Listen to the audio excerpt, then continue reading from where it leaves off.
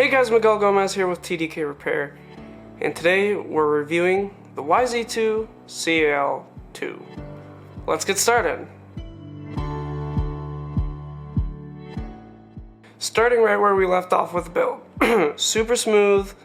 I got the body painted up. I did a few layers of pearl white Tamiya paint and then backed it with a bit of blue so you get a little hint of blue sparkle in the background and along the edges. I actually think it looks super good. I really wasn't expecting it to look that good because I did a test panel with some spare Lexan and it didn't look as good, and I still risked it, and I just think it looks awesome.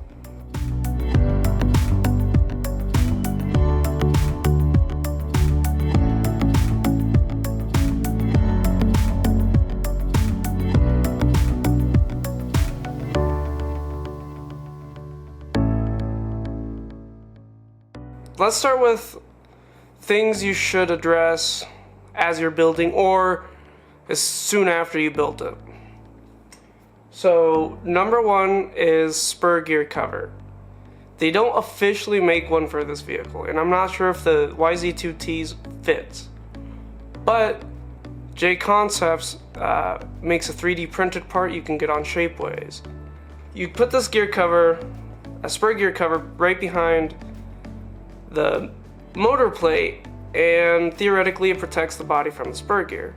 And it would do that, but with the gearing I run for my track, which is 72 spur, 28 pinion, that spur gear cover doesn't allow the motor to get close enough to the spur, so it just doesn't mesh.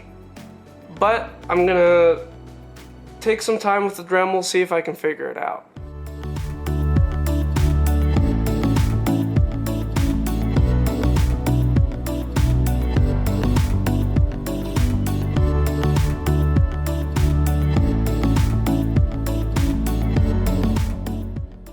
I really like the S2 J Concepts body that comes with it. The styling's awesome, super sleek, but it does have one major problem.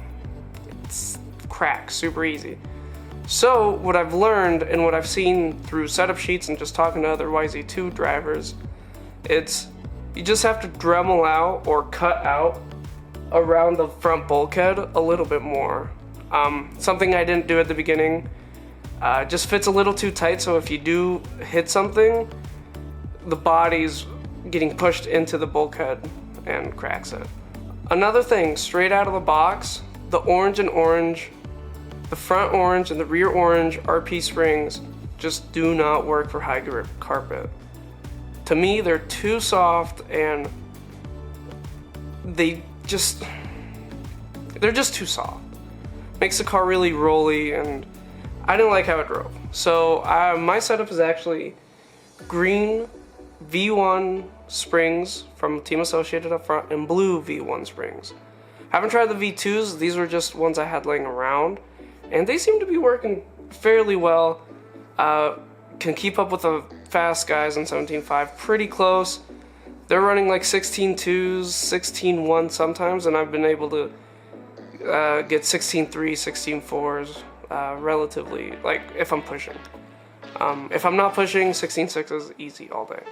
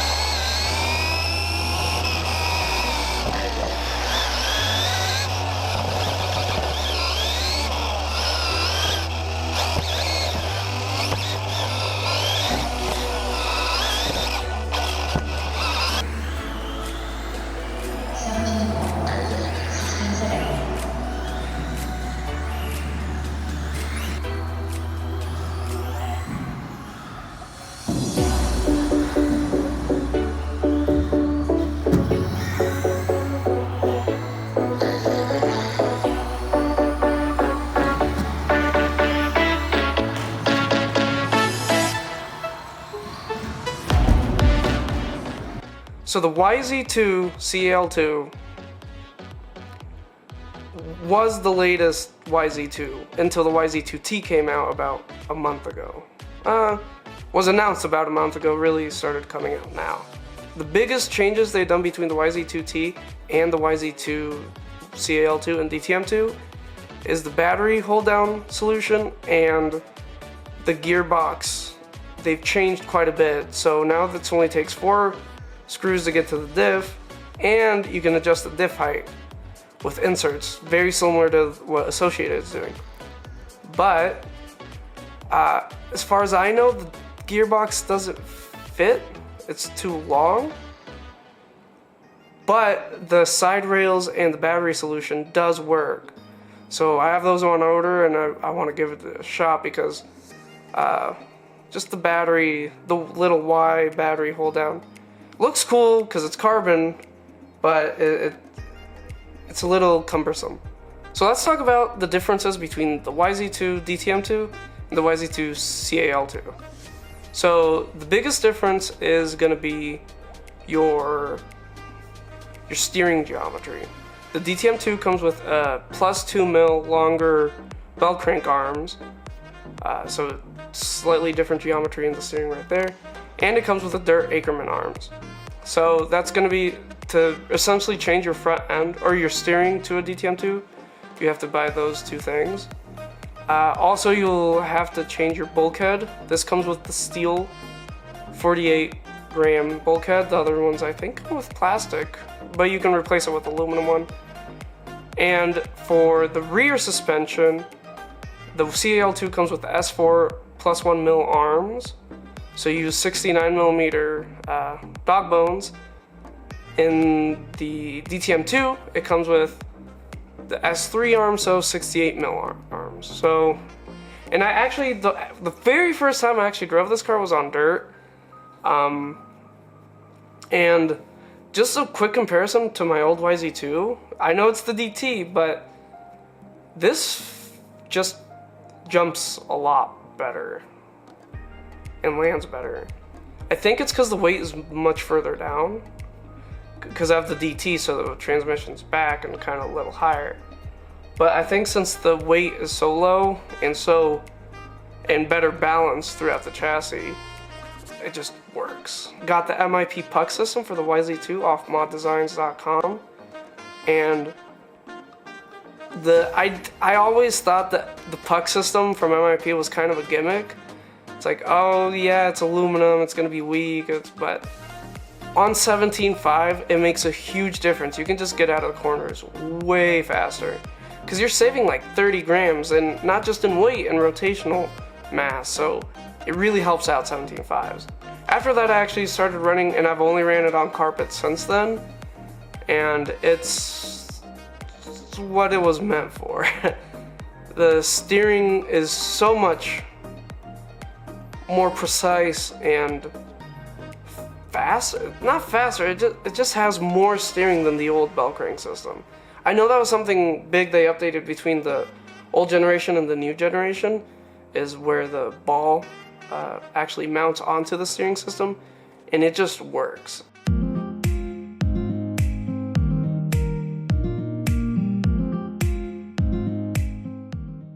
Another big thing between the YZ2 and the YZ2 CAL2 is I'm seeing a lot more graphite infused parts in here. All the bulkhead, the gearbox itself, just the arms, everything just looks to have a lot more graphite. And I did break it. I've broken one part on it, and that was one of the rear S4 arms. Just sheared where the hinge pin mounts near the gearbox.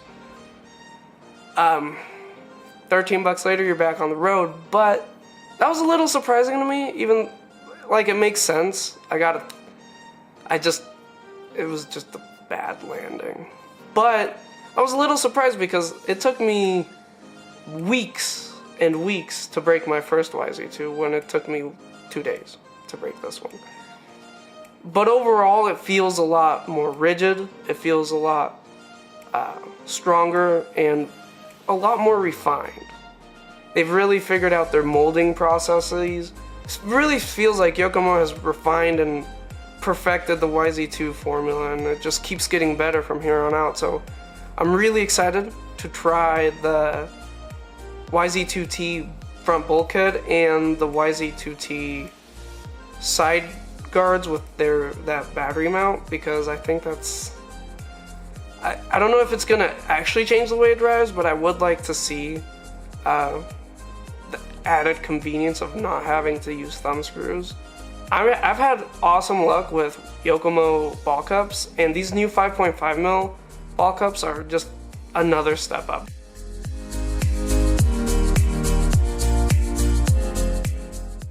So, conclusions. So the YZ2 CAL2 came out in April of this year. Should you buy one now in late 2018? For the price, probably not. This is the most expensive one out of the gate. It's $415 compared to the associated was $320, and even the XB2, the X-Ray, is $380. So what are you getting for those extra dollars?